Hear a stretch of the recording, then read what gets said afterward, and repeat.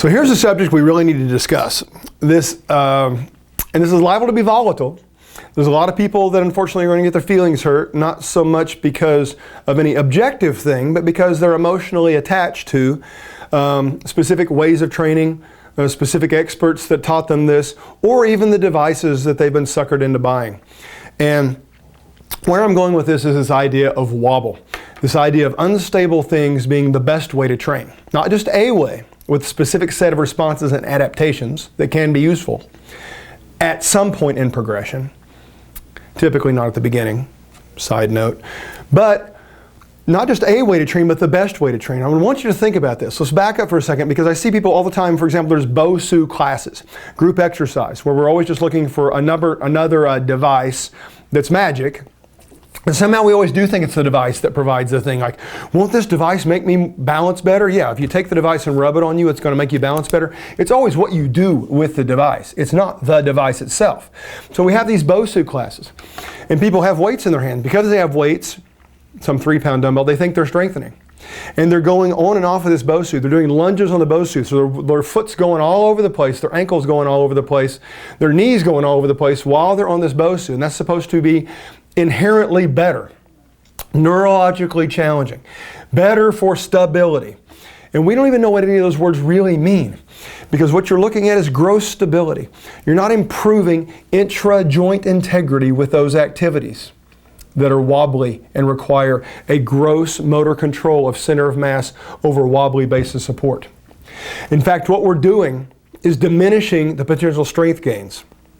Stop thinking there's an all-in-one best way to do something. If you want to improve strength, which quite frankly should be the prerequisite, to improve the force output capabilities of the local tissues, because then you get to use that in anything you do, including balancing. But imagine this, guys. You think the best strengthening exercise is on something wobbly, on something slippery? Do you know why sprinters have starting blocks? Why do sprinters have cleats on the bottom of their shoes, spikes, to dig into the ground? Because their force production is so great that they'll spin out at the beginning if they come up with all their possible force production at the start. So they would have to down-regulate if they didn't have starting blocks. They'd have to down-regulate. Their motor recruitment would have to down-regulate to a level just below spin-out force. And at that point, they're not going to be the first in that sprint, in that 100 meters. So the more force production you want to develop, the more force production you have that you would like to exhibit, the more force production that you'd like to develop, create as part of a response or an adaptation to exercise, it requires solid support, not wobbly support. And this is incredibly important. Another analogy. If you're a 100-pound ballerina and I'm a 300-pound NFL lineman and we're going to have a tug-of-war, and you're standing on solid ground or even have your foot up on a rock where you can shove kind of backwards while you're pulling on the tug-of-war, the rope, and I'm a 300-pound lineman, but I'm on ice, slick ice, parking lot completely frozen over, a river, frozen, whatever the case may be, imagine it. The thing is, you, the 100-pound ballerina, you're going to win. You're going to win because you have the ability to generate more force against support than I do. Despite my force generating capabilities, I will be unable to exhibit them or use them because my foundation is not commensurate with my force output capabilities. I can't come up with it. I'm down-regulated so I don't fall. And if I come up with extra, I'm going to fall. It's a really, really important piece of the puzzle. I see this in other ways too. I see people, well, it's even taught in some courses out there, oh, you're going to do something like curls. Well, if you want to make it more functional, mistaken definition of function. Or if you want to make it more challenging, stand on one leg.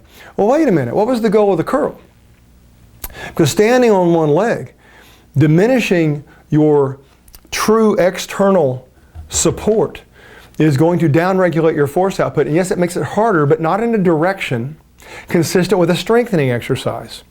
You're now juggling as an activity, not strengthening, which could be valuable, but they're not the same thing. Think about this. You see people all the time in a standing cable exercise where they're leaning forward and they're doing what they think is a chest exercise. And at the same time, they think they're doing a core exercise. And if you look at the activity going on there, honestly, inside the body, there's very little chest activity compared to if they had something solid behind their shoulder blades. And there's even less core activity if you understand resultants and how that resultant is virtually balanced through their body to their feet. There is virtually no core activity going on, according to all the research. The thing is, guys, we have to start separating. Strengthening activities need to be on something stable. They need to be on something not wobbly. They need to be on a place where you can generate force output appropriate with your level of progression and control. Activities that are about juggling, that are about coordination, but that are about agility, those require that output. And then your brain orchestrates or recruits the motor sequence ideal for this thing. But making those the same exercise is a monstrous mistake.